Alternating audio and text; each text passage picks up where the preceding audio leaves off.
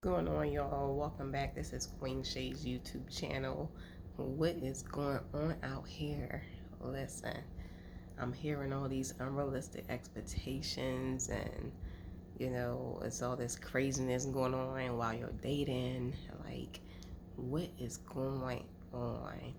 What's going through your mind? What's your relationship goals this year?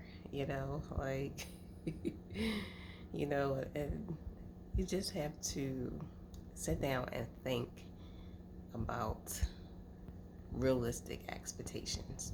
Let's change the unrealistic expectations to realistic.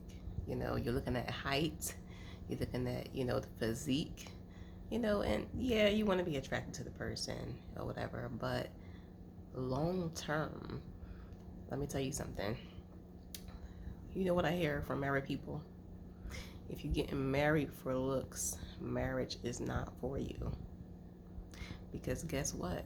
The person may have what you like on the outside, but they may not have what you need on the inside. Because guess what? They could be nice looking, they could be pretty, they could be fine, and have a six pack or have a hourly glass shape, but guess what? They don't have what you need on the inside. And that's why, God had to correct priest Samuel in the Bible, because Samuel at one time was looking at the appearance of people, and God says he does not look at the outer appearance of people, but he looks at the heart. So sometimes in our flesh, we're looking at the outside of people instead of looking at the inside. We have to get to know a person. Of course, you want someone who is attractive. Of course, God would not give someone, to us that we're not attracted to, but He would give someone to us who we would need, who would add on to our lives, who would supplement our lives. Who we can grow with. And that's why a lot of people wind up in toxic relationships that you don't belong in the first place. You gotta get yourself out of there. You gotta evaluate. You have to take your time. You have to, maybe go get a life coach or something, and talk to a life coach about if you find yourself in the same situation, there's something wrong. You may want to talk to a life coach, and you don't want to be in bondage, be in a bad situation for a long time. That's what you call bondage. And you know why it's called bondage? Because it's prohibiting you from growing and from elevating to where you need to be and where God wants you to go. It's prohibiting you from following God's purpose for you, God's plan. Because while all of this is going on in your life, all that toxicity and, it's pulling you back. It's pulling you back. It's draining you. And you're not going anywhere. So if you find yourself constantly arguing with the person, find yourself, just constantly just angry, not able to come to no type of agreement, and you just find yourself, there's no substance in the relationship. It's just basically a casual like relationship, like y'all just intimate. That's the only time y'all get along. But after the intimacy part is over, that's when you guys are arguing. That's toxic. Get away. Run quickly. You better run like you got some, like you ran track back in the days. I'm telling you. You better get out of there. I'm telling you. But listen up. No, all jokes aside. Listen up, folks. You gotta stop looking at height. You gotta stop looking at the physique. You have to stop saying you want someone who makes six figures. You have to stop saying you want someone with a six pack, or with someone with a big butt, or this or that, like, guys, it's just y'all just in the same repetitive cycle. And this is not just for men, but I'm talking about men and women as well, both men and women. And all this, gotta make six figures, or she gotta have a bud, and she gotta do this and that, whatever. First of all, I know there's many women out there, who have bought a house and everything, and that's great and all. But if you plan on getting married, don't buy a house. Don't buy a house, because when you buy a house and you wind up meeting the love of your life and you plan on getting married, you got to sell a house, you got a mortgage in your name. You know, when you get an apartment, break that lease or wait till your lease ends and get out of there. You ain't got to worry about none of that. You have no loans in your name. You just break the lease or either wait till your lease ends and y'all buy a house together.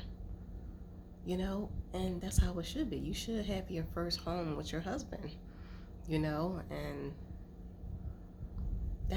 that's something great. You know what I mean? That's a great thing to experience, you know, and that's how you don't want to put the cart before the horse, you know. And what I mean by that is, you know, many people who are in the boyfriend and girlfriend relationships, you know, have already moved in together with each other, and you know, you don't have no plans of getting married, you know, and making it official. You don't already, that's already putting the cart before the horse, because it's just like you want to start playing the wife role, and you know, you're not a wife.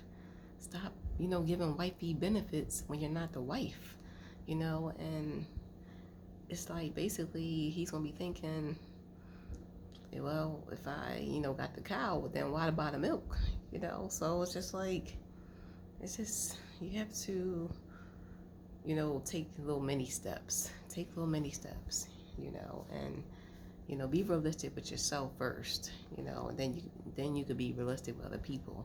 You know, it's just like that girl, what was it, like maybe last year or so, she was going around, she made a list of restaurants of she wouldn't, like, of places she would not go to for a date, and the Cheesecake Factory was one of them.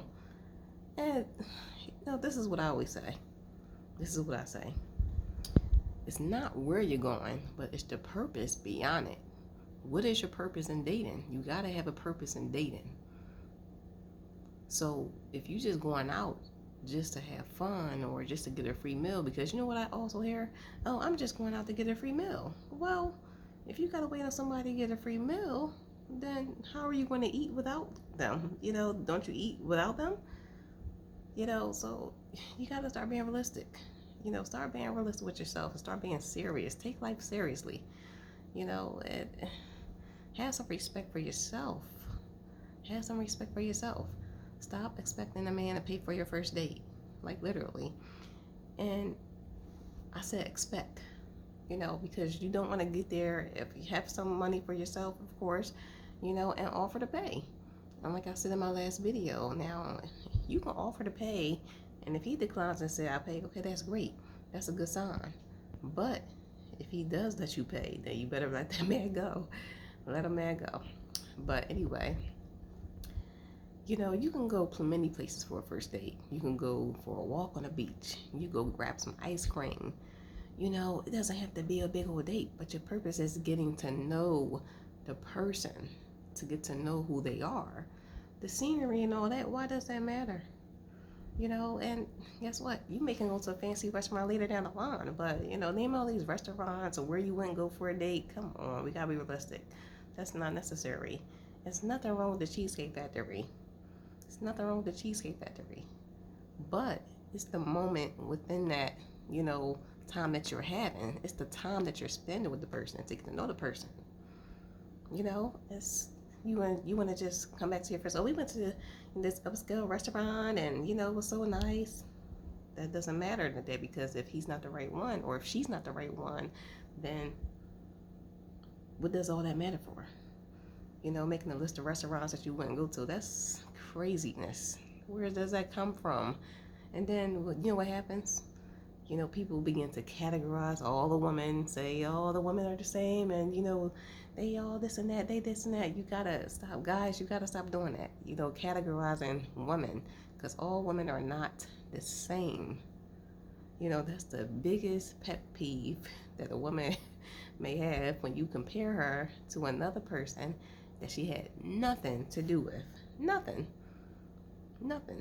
You know, you have to come in with that's why I always say healing is so important, but that's a totally different subject. You know, I don't want to go over a place with this, but the point of the matter is, have some realistic expectations, you know, and you may find yourself meeting the right person, your ordained spouse that God has for you.